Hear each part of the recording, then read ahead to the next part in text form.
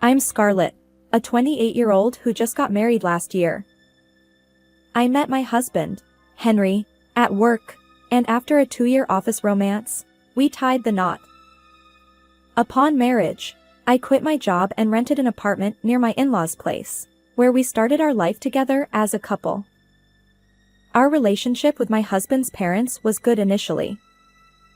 Although there were minor hiccups right after the wedding, both my father-in-law and mother-in-law were generally kind people, and they didn't engage in typical daughter-in-law bullying.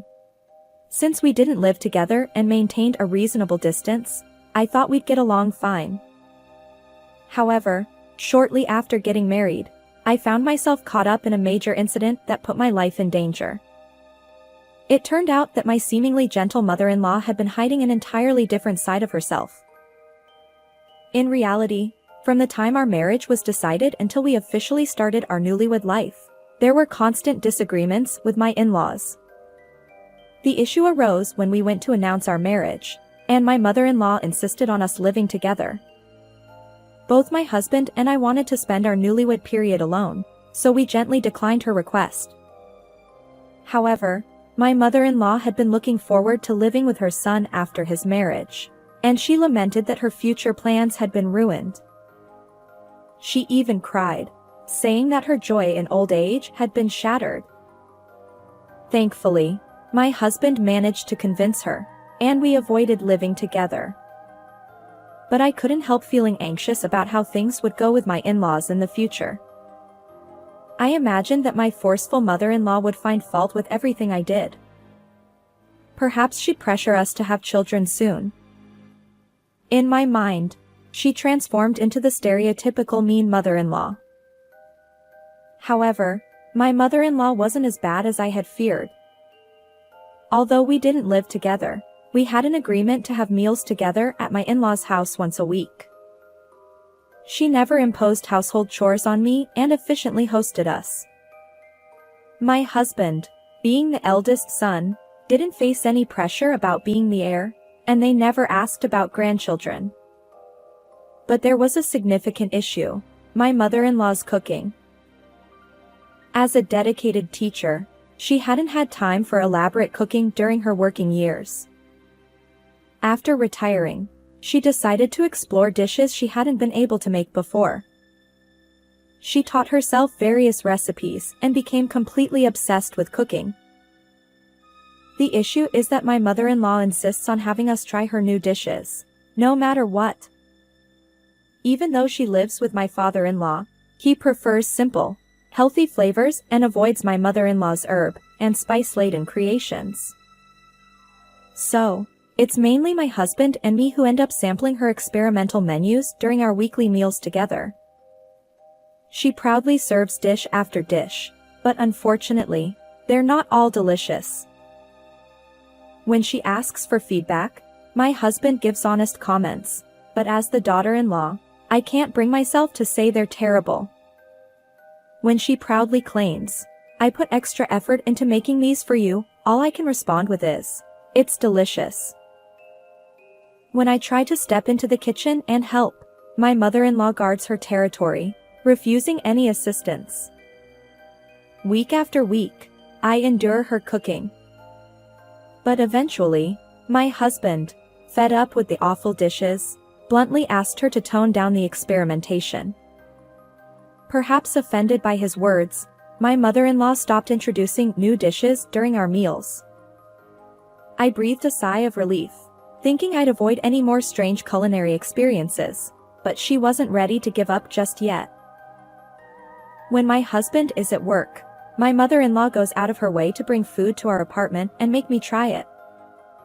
She probably knows she'd be turned away if she came when my husband was home. Since I'm alone, there's no risk of refusal, so she deliberately times her visits during his work hours. With a triumphant expression, she enters our apartment, insisting that I taste her meticulously prepared dishes. No matter how much I protest, whether claiming I've already eaten or that I'm not hungry, she won't budge, insisting I take just one bite. I'm not sure if she genuinely tastes her own cooking or if her palate is just off, but her dishes remain consistently terrible. It seems she deviates from recipes, adding her own twists. Her seasoning measurements are haphazard, resulting in overly intense flavors or overpowering spices that leave me choking after a single bite. I wish she'd stick to the recipe, but perhaps she's overly confident in her culinary skills. While I've endured her surprise visits, my patience is wearing thin. I can't be cold and turn her away, especially considering our relationship with my in-laws. Yet, there's a limit to how much I can tolerate. The frequency of my mother-in-law's visits gradually increased. Initially, it was about once a week, but eventually, she started coming every other day. Feeling stressed and at my wit's end, I confided in my husband. He was surprised and wondered why I hadn't told him sooner. He sternly warned my mother-in-law and emphasized that I didn't have to endure her cooking. He instructed me to contact him if she showed up uninvited again. After that scolding, my mother-in-law stopped coming abruptly, and I regained peaceful days. According to my father-in-law, even at their home, she stopped experimenting with strange dishes. Perhaps she had indeed reflected on her behavior. I realized my husband was right. I should have consulted him earlier.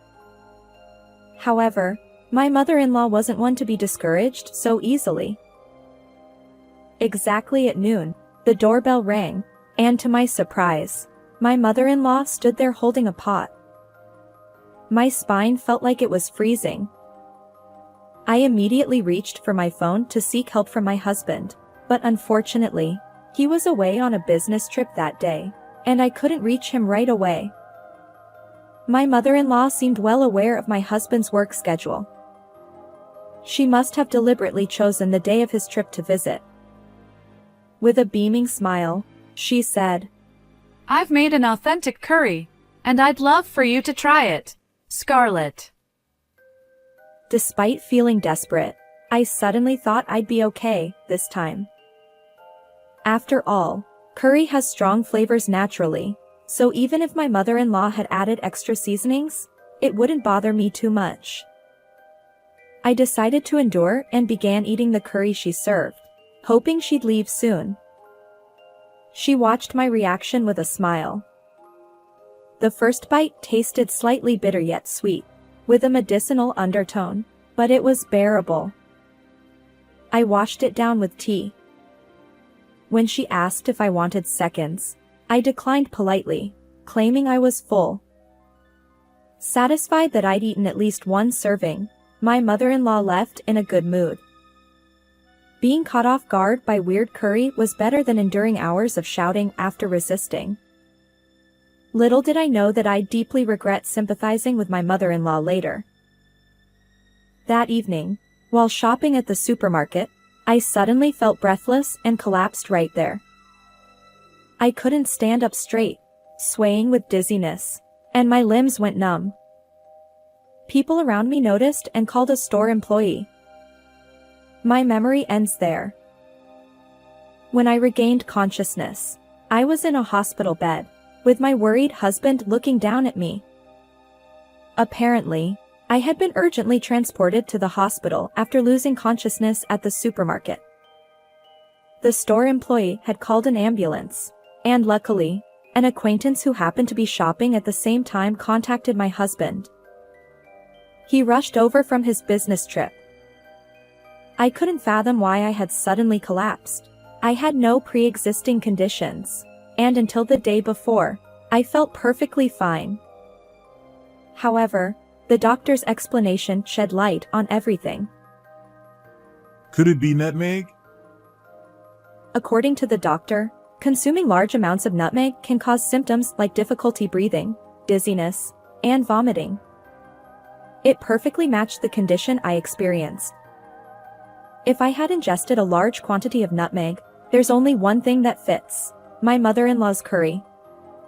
The discomfort I felt while eating the curry was likely due to the excessive nutmeg. I felt intense anger toward my mother-in-law. Enough is enough. I asked my husband to bring her to the hospital. And I requested that my husband bring the curry my mother-in-law made for lunch and all the spices she used.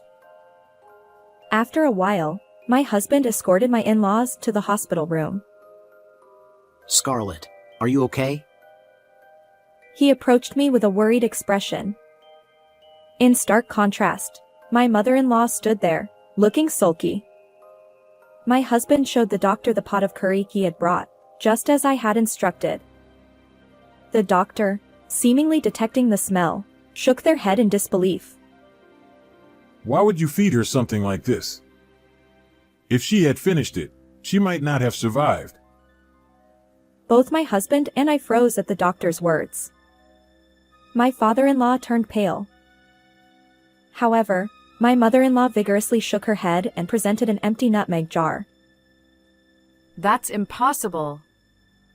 This is what I used in the dish. At that moment, everyone except my mother-in-law was furious. My father-in-law trembled as he shouted. What have you done? My husband joined in. Because of you, Scarlett was almost killed. Putting an entire jar of nutmeg in curry. How absurd! He lunged at my mother-in-law, but she deftly evaded his grasp. Oh, come on. It was just a little too much spice. No need to get so worked up. She pursed her lips, showing no signs of remorse. The doctor then explained in detail about the toxicity of nutmeg. Excessive nutmeg consumption has even led to fatalities in children. Nutmeg can cause symptoms like the ones you experienced: difficulty breathing, dizziness, and vomiting. Ingesting more than 0.17 ounces can be toxic. The jar of nutmeg my mother-in-law used contained 0.53 ounces, far beyond the safe limit. If I had followed her suggestion and eaten more curry, it could have been disastrous. However, my mother-in-law stubbornly denied any wrongdoing. But Scarlett is perfectly fine now. It's not my fault. Maybe her health was just poor that day. She even had the audacity to complain. After all the effort I put into cooking, I'm treated like a villain. And calling an ambulance just because of a little dizziness? Young people these days are too fragile. It's infuriating. She glared at me, lying in bed with an IV, and berated me. Despite nearly causing my death with her cooking, she showed no concern for my well-being and refused to apologize. Everyone was dumbfounded by her lack of common sense.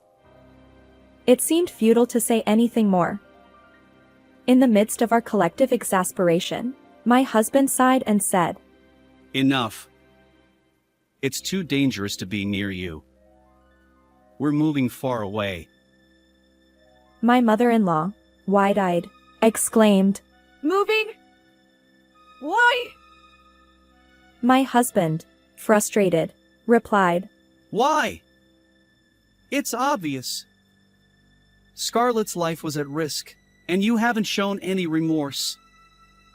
We need to escape before something worse happens. His words resonated with me. I wholeheartedly agreed. We needed to distance ourselves from my mother-in-law before it was too late. Then, my mother-in-law muttered, her shoulders trembling. How could you, Henry? I thought we'd be living together soon. I was dumbfounded by her words. It turned out my mother-in-law had intended to move in with us. Living together and being served poisonous meals every day, no number of lives would be enough to endure that. My patience snapped. I mustered my strength and sat up, shouting at her, Enough! How long will you avoid taking responsibility? You're the only culprit here. Coexisting is out of the question. I don't want to see your face anymore. Consider our ties severed. My forceful words surprised my mother-in-law. Scarlett, please. Can't you forgive me? She approached my bed, seemingly trying to appease me, but my father-in-law intervened, grabbing her arm. She was then dragged out of the room. Fortunately, I recovered smoothly and was discharged from the hospital 2 days after being admitted. While I was in the hospital, my husband diligently prepared for our move, and as soon as I was out, we relocated to an apartment near his workplace. Later, I learned from my father-in-law that my mother-in-law genuinely believed that adding copious amounts of nutmeg would improve the taste. Apparently, she thought all those questionable dishes she'd served were made with love. Knowing that my mother-in-law didn't harbor murderous intent initially brought some relief, but her one-sided affection had become a nuisance. Moreover, her lack of remorse, even after my hospitalization due to her cooking, disqualified her from ever stepping foot in the kitchen again. Ultimately, it seems I was merely her convenient taste tester for poison. Cutting ties with her was definitely the right decision. After settling into our new place, my father-in-law visited our apartment to apologize once more. He hadn't eaten much of my mother-in-law's cooking, so he was unaware of how terrible it tasted. He expressed his intention to prevent any further harm by ensuring my mother-in-law never cooked again. In reality, she hasn't set foot in the kitchen since that incident. Losing her only hobby has left her quite despondent, but it's a consequence of her own actions. I'm glad to hear that despite the early troubles in my marriage, there was a joyful event 6 months after moving to my new home. I became pregnant. Both my husband and I had been eager for a child, and when the pregnancy was confirmed, we celebrated together. My father-in-law is also looking forward to the grandchild's arrival. Moving forward, I hope to enjoy a peaceful life with my husband and our baby. How was this story for you? And thank you for considering subscribing to our channel. Let's meet again in the next video.